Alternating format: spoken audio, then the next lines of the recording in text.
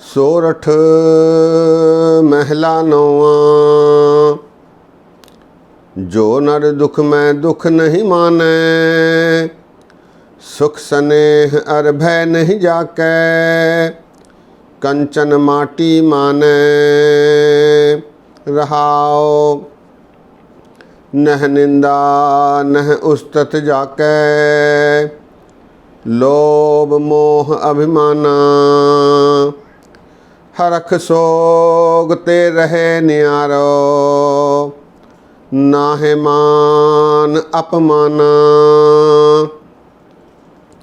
आशा मनता सगल त्यागे, जगते रहे निराशा। काम क्रोध जेह परसै नाहन, तह घट ब्रह्म निवासा। गुर कृपा जह नर को कीनी, तह एह जुगत पछानी। नानक लीन भयो गोबिंद स्यों, ज्यों पानी संग पानी।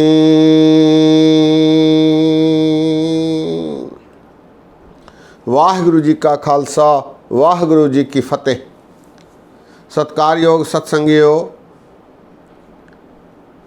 ये शब्द श्री गुरु तेग बहादुर साहब जी महाराज का सोरठ राग में 633 अंग पर विराजमान है। इस शब्द में गुरु महाराज दर्शा रहे हैं कि तुर्यावस्था में पहुंचने पर जीव जिसने मनुष्य जन्म लिया है, मनुष्य योनि में आया है, उसकी अवस्था कैसी बन जाती है। पीछे हमने विचार किया था 3 अवस्थाएं होती हैं, राजसी, सात्विकी, तामसी।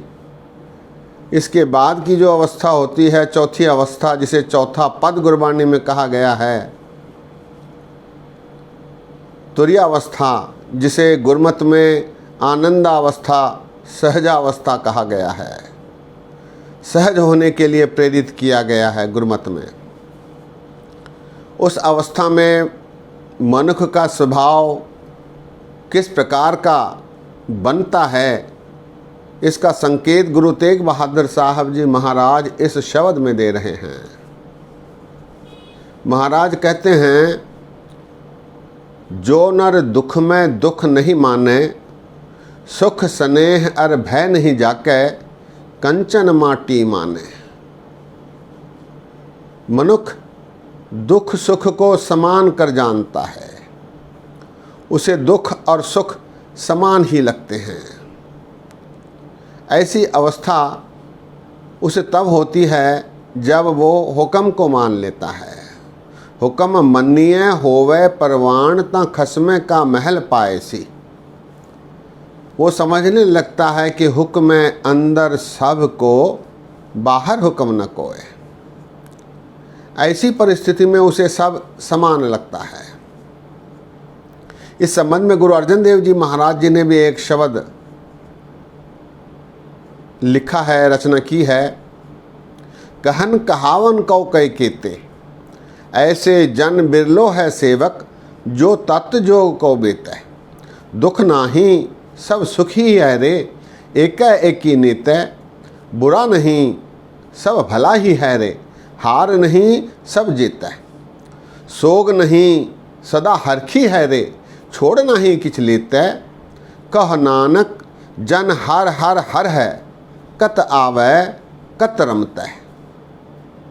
हरक शोक उसे समान लगता है। जो नर दुख में दुख नहीं माने, सुख स्नेह अर भय नहीं जाके, कंचन माटी माने। वो कंचन और मिट्टी, सोने और मिट्टी को एक समान ही मानता है। रहाओ नह निंदा नह उस्तत जाके, लोभ मोह अभिमाना। उसे निंदा भी बुरी नहीं लगती। उसे कोई उसकी स्तुति करता है, प्रशंसा करता है, तो वो फूला नहीं समाता, वो अभिमान नहीं करता, उसे दोनों एक ही समान लगते हैं। नह निंदा नह उस्तत जाके लोभ मोह अभिमाना। उसे लोभ ग्रसित नहीं करता, मोह आकर्षित नहीं करता, अभिमान प्रभावित नहीं करता। नह निंदा नह उस्तत जाके लोभ मोह अभिमाना।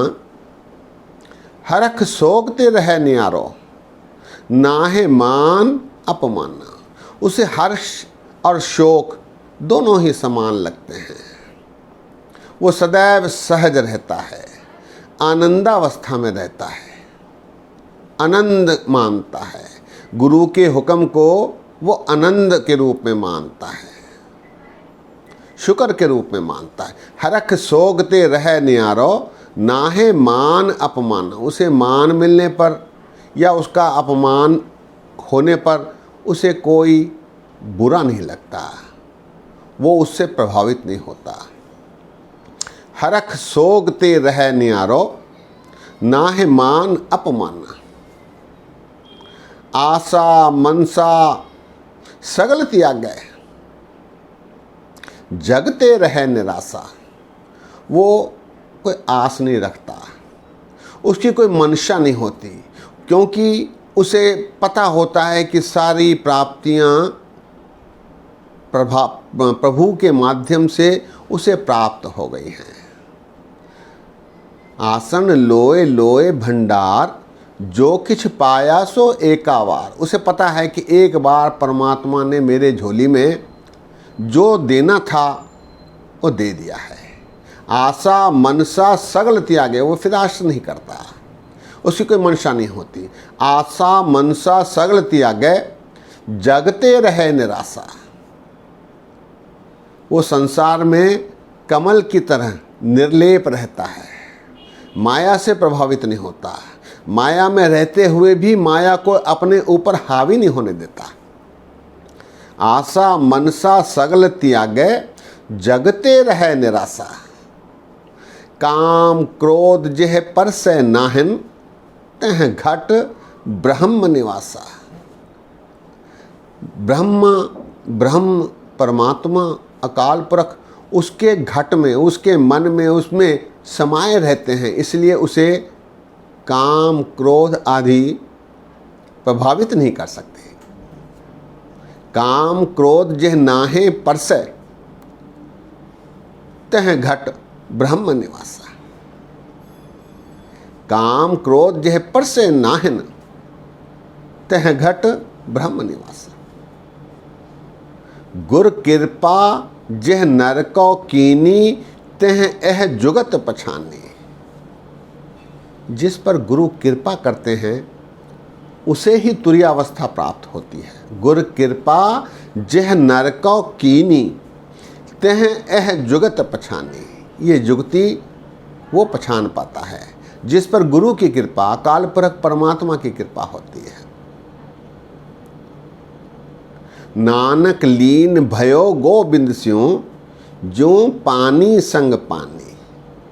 वो परमात्मा में लीन इस प्रकार रहता है जैसा पानी में पानी मिल जाता है, एक में हो जाता है। जो जल में जल आए खटाना त्यों ज्योति संग ज्योत समाना। उसके बाद उसकी परिणति होती है मिट गए गवन पाए विश्राम नानक प्रभु कै सद कुर्बान।